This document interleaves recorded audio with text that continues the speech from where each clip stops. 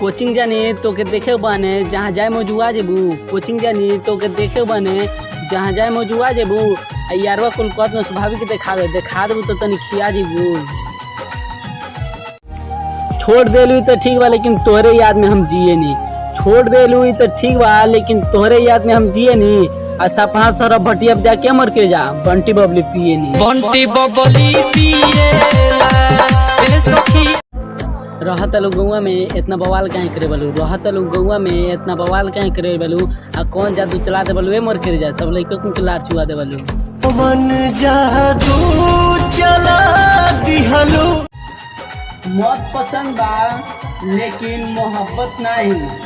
मौत गुजरे रोजे हमारा करीब से। हेलो दोस्तों, हमको भी सपोर्ट करो, लाइक करो, हमको भी सब्सक्राइब कर लिया करो यार, अपना छोटा भाई समझकर।